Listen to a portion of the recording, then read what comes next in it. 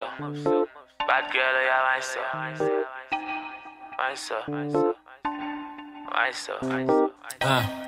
So far, so good. Let go. Hey gems, it's Cindyrella and welcome back to my channel. So today I have some familiar faces with me if you guys are familiar with my channel. But if you guys are new, I'm going to go ahead and let these lovely ladies introduce themselves. I'm Nneoma. I'm Lizzie. So both Nneoma and Lizzie have their own channels and I'm going to leave all their information in the description box down below. So we're going to go ahead and go into what we're talking about today.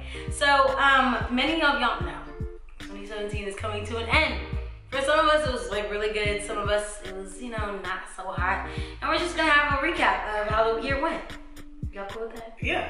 Of course. So all of these questions I actually got from my favorite podcast, The Friend Zone. So if you guys would like to go ahead and check them out, I'll leave their link to their questions or their version of this in the description box down below.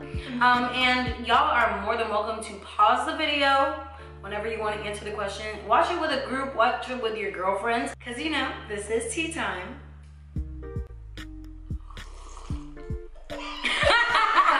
So just sit back, relax, and you know, enjoy. So we're gonna go ahead and start it off really general. So what was y'all's biggest lesson of 2017?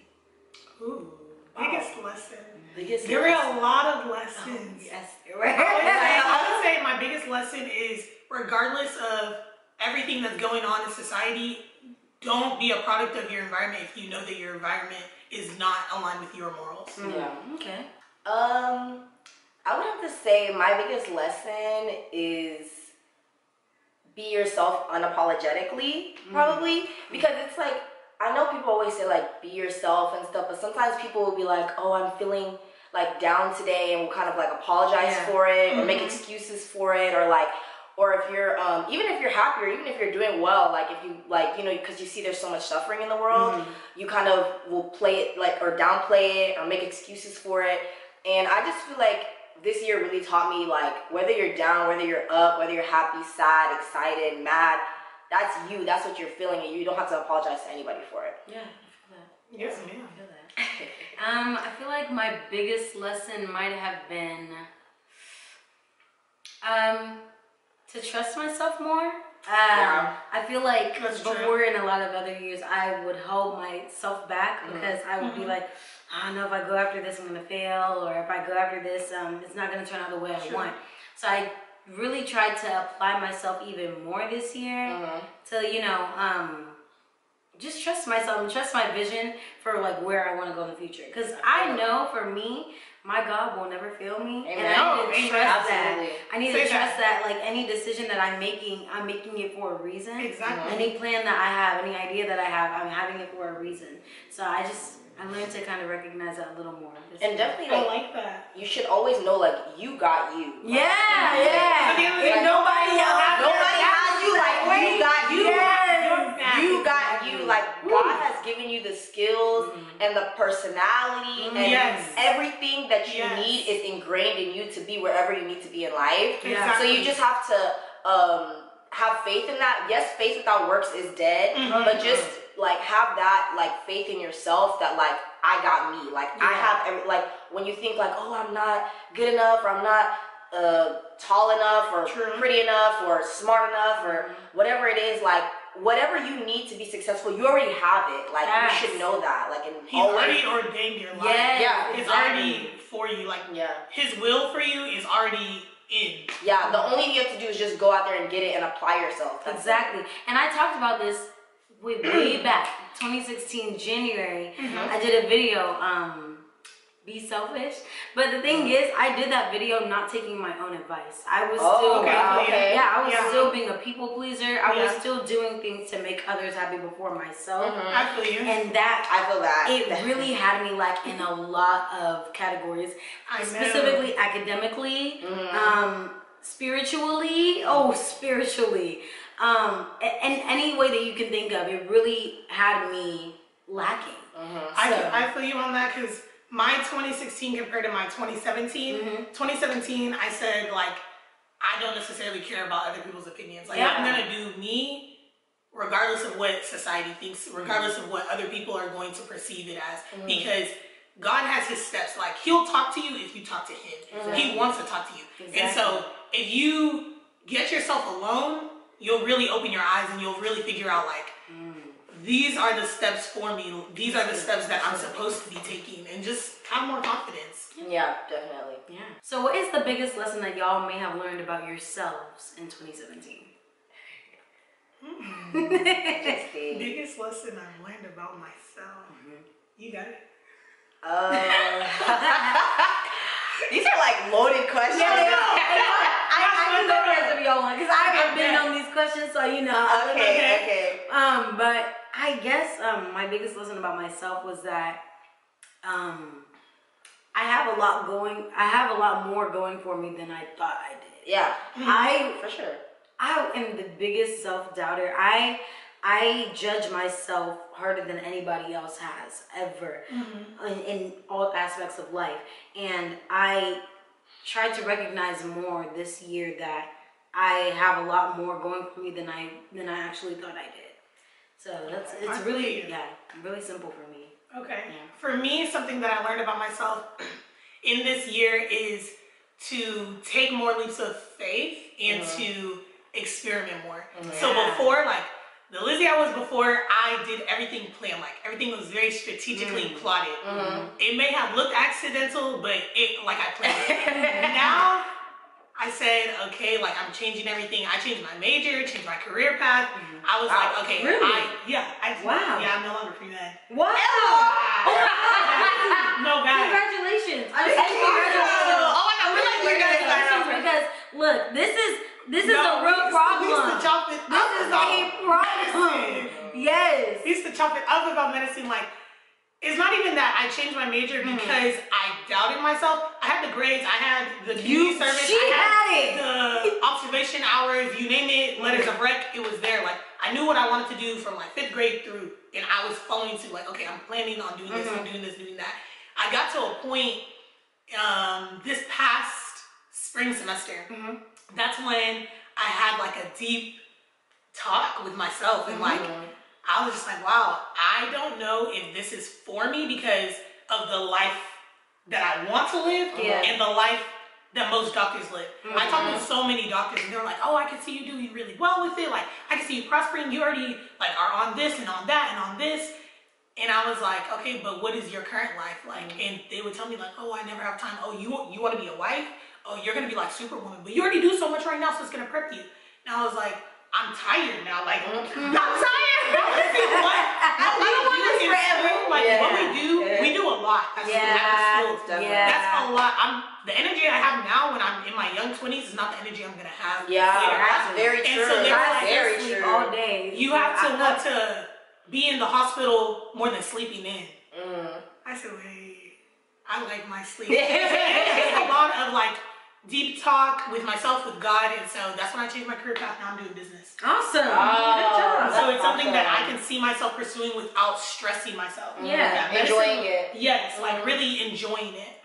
So if you want to change your major, change your career path, your parents are against it or whatever, I mean, talk to them. Talk to them, because I talk to my parents. You need to deliver it with like execution. Don't deliver. Oh, I changed my major and I don't know what the end goal is. No. Don't accept that. Exactly. Definitely, like word of advice for African kids, like especially if you're not doing maybe a career path that's like doctor, lawyer, engineer, or something like that. I feel like it's just your delivery that's like what's going to calm your parents' nerves, because the only reason really that your African parents or whatever Indian parents, Asian parents want you to do those career paths is because they're known to be reliable. They're known to be reliable sources of income through any way the economy or whatever swirls. Anywhere you go in the world, you'll have a job. Exactly. So that's the only reason that your parents want that for you. So try not to resent them, because really they just want the best for you in that way. So if your career path doesn't line up with that, that's okay. Just have like, a detailed plan of like, Mom, I want to study business, or I want to study art or architecture. This is what I want to do. I'm going to be very successful doing it. I'm very driven. And once they hear that, and once they see you have a plan and an end goal that's going to make you very successful in life, most of the time, like, you'll be green. And mine is kind of a little similar to Lizzie's in the way that I've always known since I was young that I wanted to be a news anchor. My major is journalism, all of that. this this past semester, like I decided by myself that like I want to like study law, like I want to go to law school, and it's like, thank you, and it's like, and I'm still going to be a journalist, Okay, and I'm still going to like be a news anchor and all of that because that's like my passion, and that's what I wanted to do since I was like 8 years old. But just through like finding myself more as an adult and things like that, not just, and my parents didn't convince me like, oh, you need to be a lawyer or anything. This is like after being in school, taking certain courses, like this is what I've decided that I want to do. So it's just like, and that has been really huge for me, and that's like really scary. Like looking at like LSAT prep stuff and stuff like that is like really scary because it's like, damn, you know? But yeah, so. That's so exciting. Only through God. But Exactly. None of this is possible without him. Amen. No, really, it's not at all. I would not still be in school right now. It wasn't Oh, bad. So what are y'all most proud of this year? What I'm most proud of is stepping out of my comfort zone and stepping out of my box and really figuring out who it is that I am and who I'm supposed to be in like my true purpose. Yeah. I personally think that when it comes to people's personal goals and stuff, a lot of it is aligned with career paths. Yeah. A lot of people say like, if you have ambition and stuff, it's because you want to pursue this and this and this in order to gain money, you know? But sometimes the career, like the end goal, financially and whatnot, is not the ultimate purpose of your life. Yeah. And so figuring out who it is I want to be detached from my career was something that I was very proud of because I feel like I really fulfilled it, and I'm like on the steps towards becoming that woman. That's good. So yeah. I think I'm most proud of like my ability to like I'm trying to figure out I how know to what word you want to it. say. Like I'm most proud of like my ability to like let go more, like getting that ability, because I used to like really like stress, especially like if I was in a leadership position, I would like really stress over like how something is going, or like on the day of something or whatever. Especially when I held like leadership positions and things like that on campus. But like for example, this past 2017, I was the pageant mom of a pageant on my campus, and so basically the pageant mom and the pageant dad have to put together this entire pageant. Like it's like 6 months of practice, like the whole like day of, like you have to put it together and all of that stuff. And it was like really stressful because it was like, if the pageant is not like what it needs to be, then it's gonna be on our shoulders. Like people will be like, Nneoma really didn't do what they're supposed to do, so the pageant is shit or whatever. So, and that would just be what it was. But it's like, I was able to like let go and be like, you know what, like I already know, like I can do this, I already know, I know what I'm doing. So like, regardless of like people in your ear telling you like how they think it could be better or whatever, like of course take constructive criticism, but at the end of the day, like trust in your abilities and be able to like look at something and say this is good. Because even God in the Bible, when he created the earth and the seas, he looked at the earth at the end of all his creations and he said, this is good. So, you know, you can sit back and be like, I did a good job, and relax. And I feel like that's a huge thing that you need to be able to do, because stress is so unhealthy. And so you need to be able to like, of course, put in the work, put in the effort, but at the end of all of that, I cannot come and kill myself. Okay. So, Kill myself or you be I can't.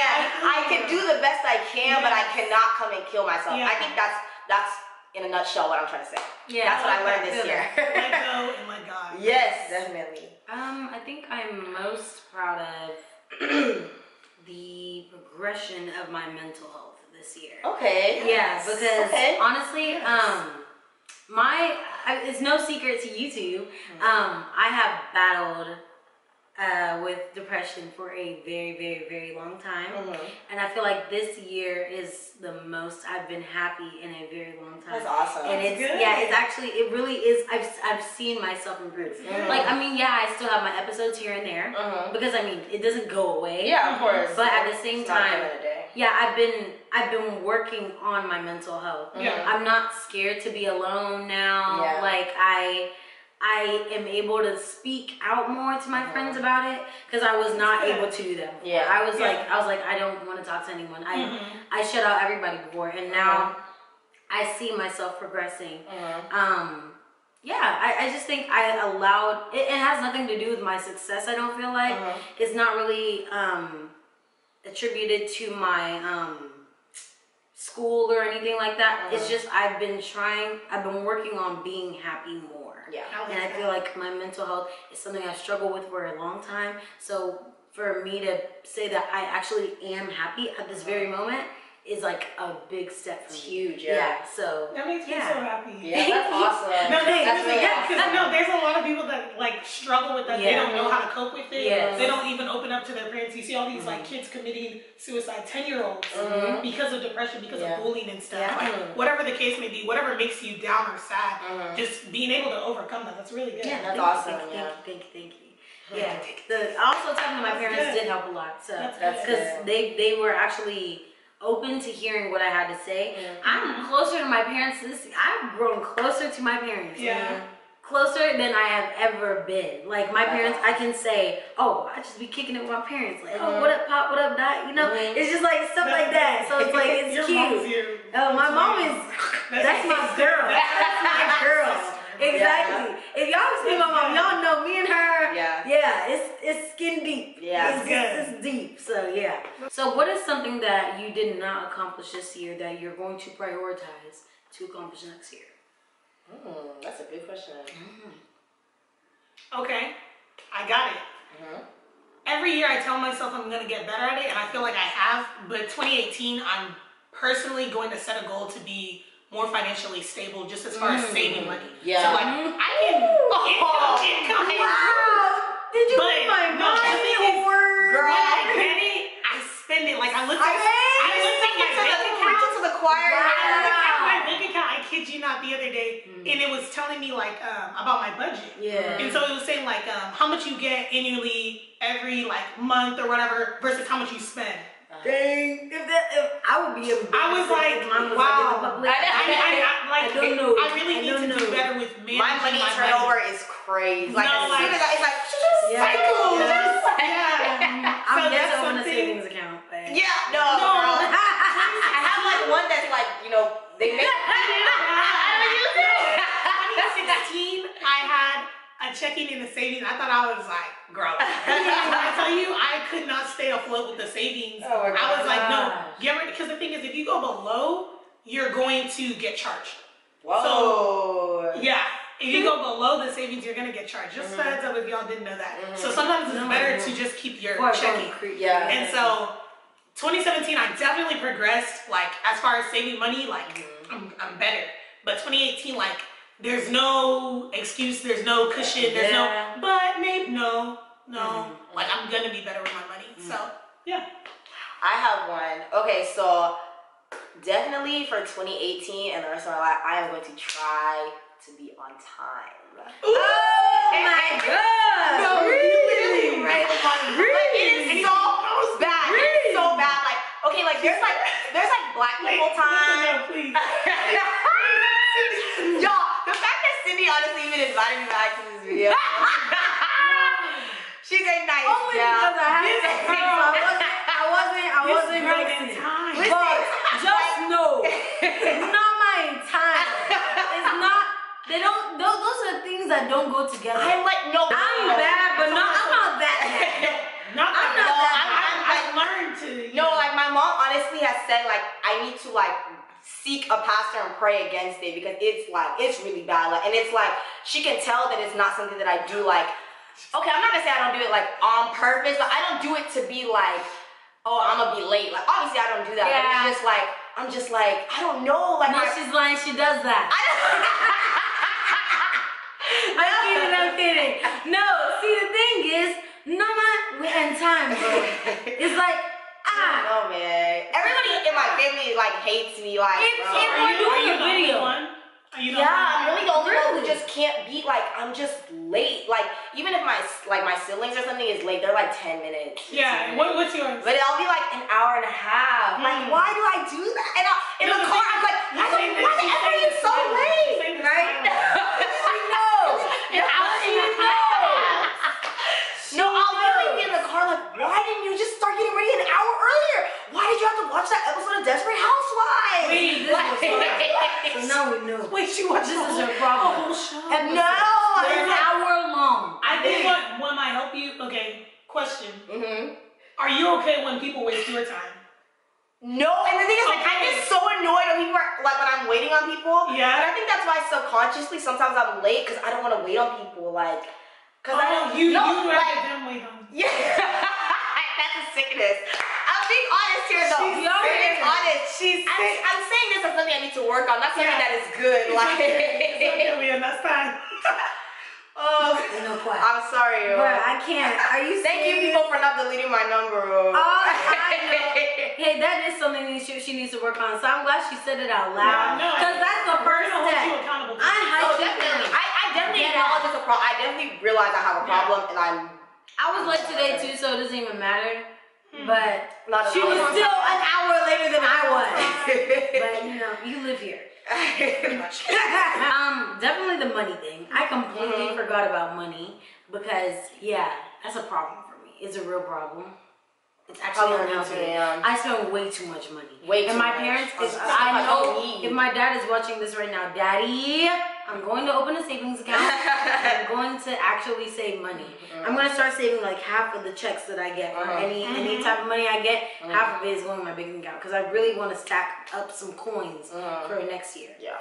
And the second thing I want to work on, which is really, really big for me, and I feel like I've talked to you about it before, is my weight. Like, to a lot of people, it doesn't, it's not a problem to them, but they're not me. So they don't know what I You look perceive at. your body differently. Exactly. Like, everyone wants to tell me, oh, no, you look great. I love thick girls, da, da, da, da. I don't, okay? I've been thick all my life. All my life. And I was good. I was losing weight. I was good. I was going to the gym every day. I was like, my body okay, was girl. transforming in October. September, October, then stuff happened. My semester got extremely busy. You can say that. Yeah. Even me, I fell off. I have a whole fitness channel, and I fell off a little bit with like I wasn't as like consistent. I was doing maybe like twice a week instead of like 4 times, because I was just busy and a lot of stuff going on. So you just honestly with that, like, you just have to make it a priority. Make it a priority. You do. Because what I always tell people, like anybody who like hits me up for fitness or whatever, and they're like, oh, how do you make time or whatever? I always say, like, you have an hour in your day. Like, you spend an hour either chilling, watching Netflix or something. It's true. If it's a priority, if you really want to make that change, you have to just switch that hour from chilling to the gym. Like, that's just what you have to do. And yeah, whenever you're ready to do that is when the change will happen. Exactly. I think it's a mindset. Like, definitely. Working out is really a mental thing. Even the lactic acid that you build up, that's all mental. I personally think that no one ever wants to truly just go to the gym unless you're like a gym rat. Unless you're naturally like an athlete and stuff. No one actually just wants to go to the gym. But after the first 2 days, once you've gotten over your soreness and you like actually push yourself, you'll feel more motivated to just keep going. Because the thing is, you can lose it so quick.